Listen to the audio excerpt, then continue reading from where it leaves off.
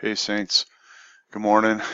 Just thought I'd bring this up quick before we get into what I really was going to make the video about. But, you know, Trump asked Netanyahu to make his peace plan the focal election campaign issue.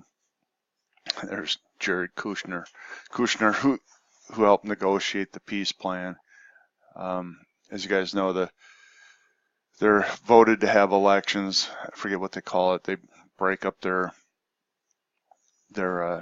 political ruling structure when they can't have agreement in Israel, and then they reform parties sometimes, and then they have elections. And I think it's next year at some point, or this year, I guess it is, some point, maybe November, whatever, that they're going to have their elections again. And so Trump is telling Netanyahu to make the peace plan the focal of the election, the campaign issue. I think that's just amazing. But, who knows what's going to happen there. I just think that's amazing. Well, the point of this video actually has to do with a little, I guess it was kind of a Bible study. My wife and I, we sort of facilitate a Bible study on Wednesday nights. It's based on Charles Stanley's 30 principles, life principles, I think is what he calls them. And we were looking at one of the principles last night. I think it was principle 11, if anybody tracks that. But it had us reading in Luke 10, Luke 12, or whatever, and looking at, how the 70 that were sent out, Jesus sent out 70 before him into all the cities into which he was going to go.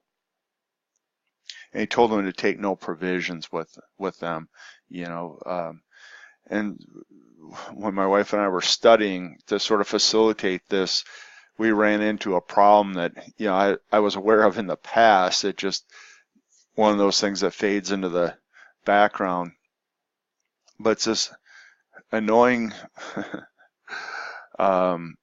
issue of a lot of times when there's a reference to 70 in relation to the Bible, there's a competing 72 that people try and correct you with, or that you see in commentaries there's a correction with. And this was another one. And so it was actually listed both ways in Charles Stanley's study companion book.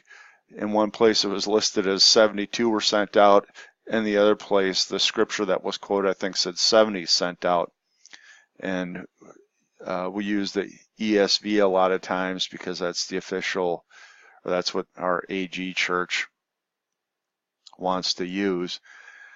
And so here you see, after the Lord appointed 72 others and sent them on ahead of him 2 by 2 into every town and place where he himself was about to go. Okay. And then it says the harvest is plentiful, but the laborers are few. And I knew that kind of bugged me because I remembered when I saw that again. Here we go with that 70 versus 72 issue. If we just go, for instance, to the King James,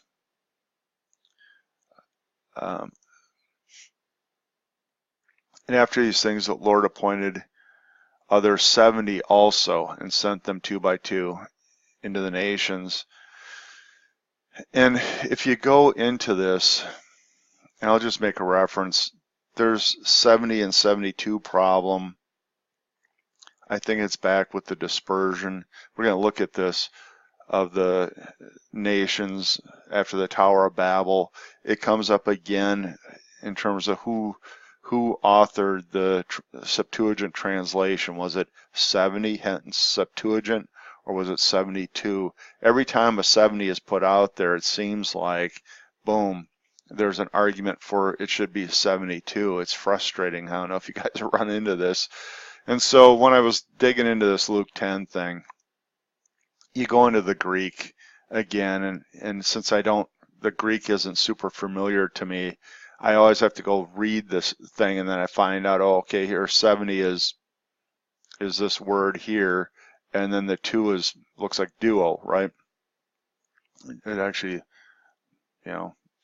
DYO. So that sort of got into my head, you know, that's what that is.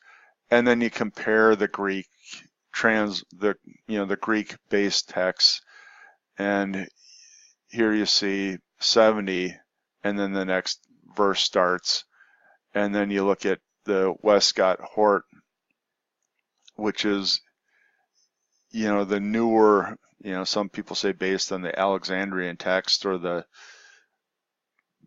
Textus Sinaitica that was combined with the Vaticanus text, right, by Westcott and Hort. The one that appears dubious, boy, I looked into that again. The challenges that people have with what was done by Westcott and Hort, and I was looking at I guess there were snippets of letters that these two had sent between each other. And talk about just unbelievable, their faith. Well, one, it wasn't very strong. One of them was talking about how he's not sure he can convince himself that he believes any miracle in the Bible.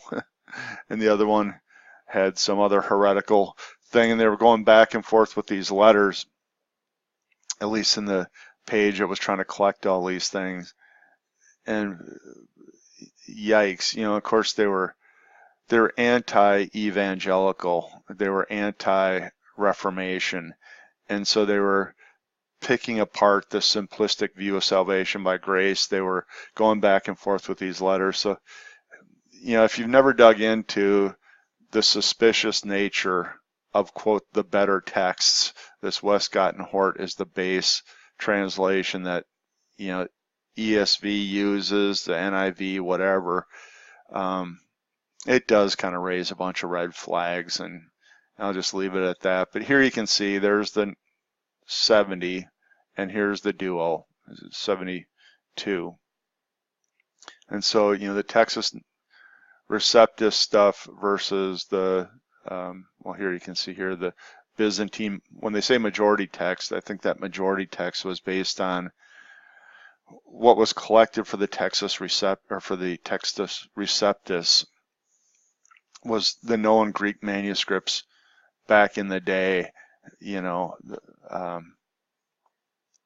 before these newer texts were discovered and then collected by Westcott and Hort.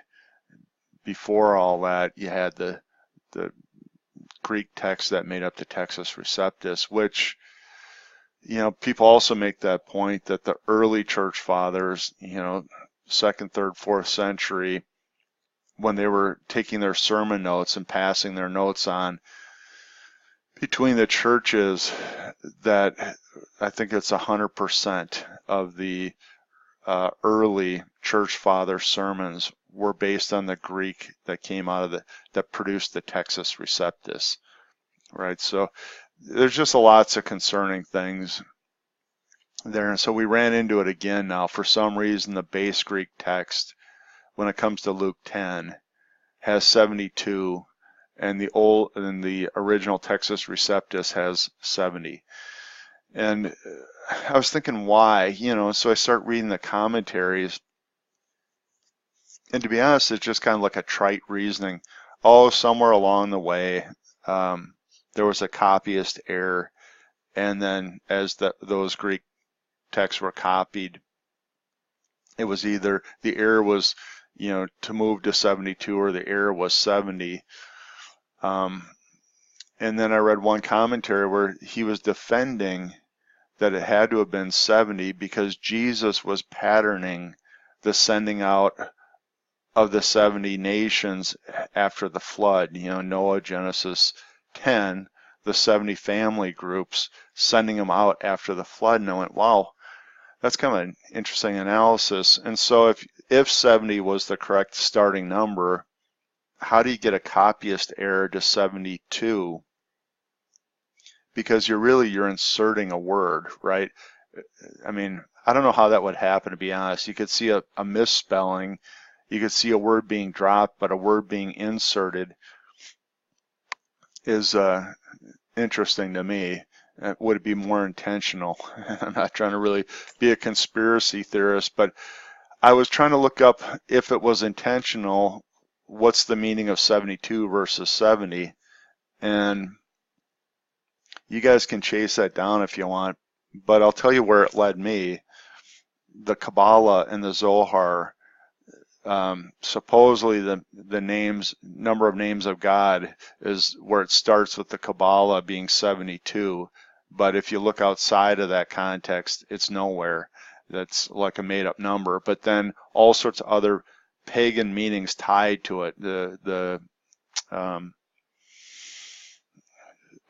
astrology and the movement of the zodiac, and 72 being tied to that, and all sorts of other,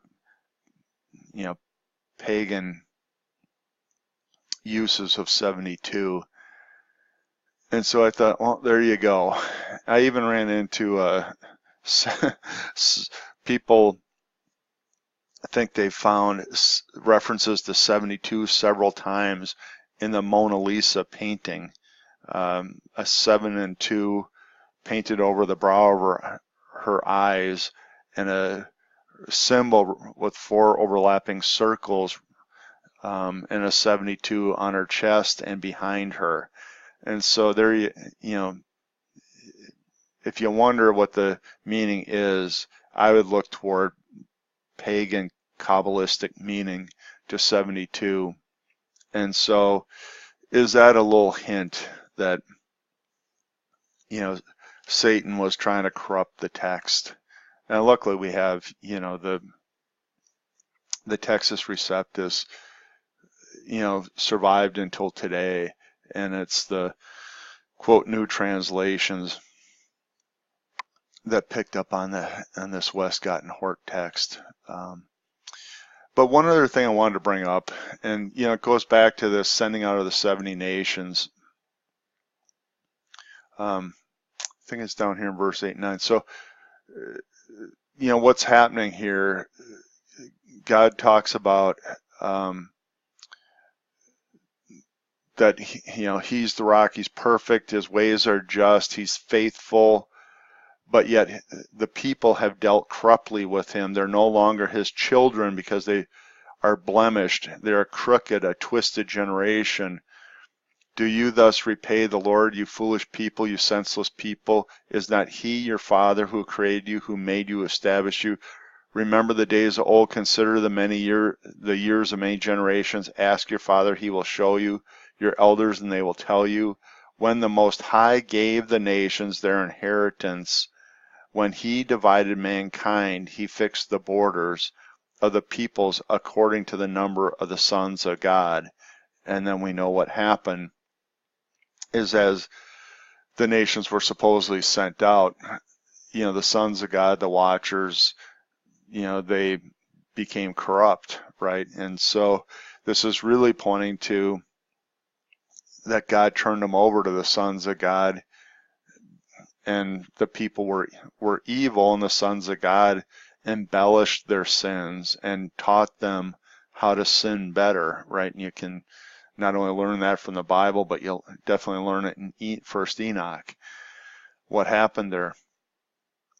And so I think it's curious now if 70 is a good interpretation in Luke 10, why did Jesus send 70 out? I think what he's doing is he's showing that he's going to reverse the sin of the watchers. He's going to reverse the sin of mankind. So just as God turned over the 70 corrupt nations to the watchers who made them more perverse as they went out over the face of the earth. Well, it started with the Tower of Babel, right? The ultimate source of pagan worship. And then the confusion of the languages, taking both that notion of one world government and pagan satanic faith system out over the whole world. Now what happens? Jesus shows up. I think, if I remember right, he's just come off of, I can look this up, he just came from the area of Mount Hermon. Let me go see if that's true. Hang on. Okay. Yeah, he did. So Peter confesses Jesus as the Christ, and that, according to, I think it was Matthew 16. Let me see here. Matthew 16. Peter confesses Jesus as Christ. When Jesus had come to the region of Caesarea Philippi, that's where Jesus asks, "Who do you say I am?" And Peter confesses that, he's the Messiah. And what's important about that is that it's right at the foot of Mount Hermon that this happened. And so why is this all kind of compelling for me? Well, I don't know if you guys have gotten into this, but the Mount of Transfiguration, I went to Israel last year, praise God. They take you up, I think it's Mount Tabor or whatever is the Mount Transfiguration that people typically say. But there's also a lot of people that say it's Mount Hermon that was the Mount Transfiguration. And I guess some people say the Mount of Olives too, but situated just north of Caesarea Philippi. And see, that's what we just read in Matthew 16. Jesus, where Peter declares him to be the Messiah, is, at Caesarea Philippi. Mount Hermon being right there means sacred, right? It goes on to describe that. It goes on to talk about the watcher angels that came down off of Mount Hermon, and then the watcher angels and the Nephilim, that where they cohabited with women, all that in there. In the New Testament times was Mount Hermon's base that Jesus came with his disciples to Caesarea Philippi. Okay, we just looked at that there in Matthew 16. In the midst of the Baal shrines at Caesarea Philippi, etched in the side of Mount Hermon, the worship of Pan, Peter proclaimed Jesus to be Christ. This is no coincidence that his testimony was made among the pagan worship. The Mount real significance, however, is the traditional site of Jesus' transfiguration. Mount Hermon is one of the possible spots, including there it is Mount of Olives, Mount Tabor. It's interesting they chose Satan's turf. So what am I getting to? Let's just pretend that it's Mount Hermon, the Mount of Transfiguration. Jesus is shown to be, he's got the glory, right? He transfigures into the glory. And then Peter identifies him at the base of the mountain as the Messiah. And then the next thing he does, Luke 10, so right, midpoint Luke 9, right here, Peter confesses Jesus as Christ, right? And then he commissions him, take up your cross and follow me. And then notice what happens right away. He heals an unclean spirit while, the demonic influence that was in the earth, now he's going to start rolling it back. And then you get to the Luke 10, and that's where you see the 70 get commissioned and get sent out. And so if that is a pattern from Deuteronomy 32, where the nations were divided based on the sons of God, and the sons of God were corrupt from, coming down on Mount Hermon and cohabitating with, the humans with women, Jesus is basically saying here when he sent the 70 out that he's rolling back the deeds of Mount Hermon, right? His gospel now is going to go forth. He's conquered the sin of Mount Hermon, and he's sending the people out to begin the process. So maybe that was a long way to get to the point, saints, but that whole 70 verses 72 just, stuck in my craw last night. I mentioned probably 5 times to my wife. I think she was probably thinking, what's your problem with that? But I think we got kind of the bottom of it. If it was intentional, I believe, Satan's minions planting thoughts into people's minds, translates instead of 70 to 72, go from the biblical foreshadowing of Jesus rolling back the deeds of Mount Hermon to being the pagan interpretation of 72, one of the mystical numbers, was one more way that Satan was trying to cover up the fact that Jesus' program there and his pattern was that he was going to reverse the sin of Mount Hermon himself. And so I hope that's a little blessing. It all comes down to which number do you believe? God bless.